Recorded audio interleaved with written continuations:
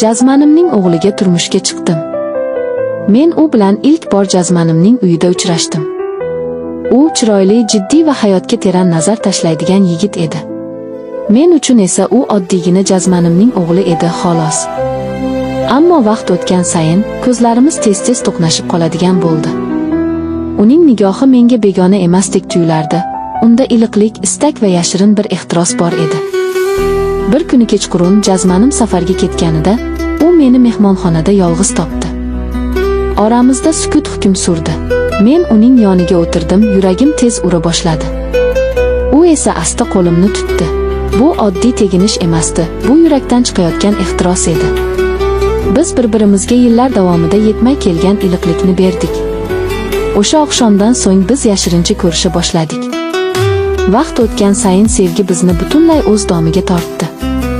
Men buni gunoh deb o'ylardim, lekin yuragim bu sevgidan voz kecha olmadi. Oxiri jazmanim bilan aloqani uzdim. Va oradan ko'p o'tmay o'g'liga turmushga chiqdim. Endi biz sevgi va ehtirosga to'la yangi hayot boshladik. Toyimizdan bir hafta o'tib, u eshik oldida paydo bo'ldi. Nigohi o'zgargan edi, unda hayrat, gazab va o'zini yo'qotgan odamning chorasizligi bor edi. Men unga qaradim, yuragim hali ham bir paytlar unga berilgan tuygularni esladi. Lekin endi men boshqa odamning ayoliman, o'g'lining rafiqasiman. Bu rostmi? Dedi u ovozi past lekin keskin. Ha, men endi sening o'g'lingning ayoliman. Dedim qat'iy. U sukut saqladi. Ichida nima bo'layotganini sezib turardim. Bu hol unga og'ir edi, lekin u meni hech qachon haqiqiy sevgi bilan sevmagan. Men esa farqini endi anglab yetdim. Ehtiros bilan vaqt o'tkazish bu sevgi emas. Men seni yo'qotdimmi? Deb so'radi u nihoyat. Sen hech qachon meni to'liq ega bo'lmagansan, dedim sekin. U esa yuragimni tushundi va meni tanladi. Shundan so'ng u ketdi. Biz yana hech uchrashmadik. Ammo men ichimda undan bir umrga ozod bo'lganimni his qildim. Endi hayotimda chin sevgi bor edi.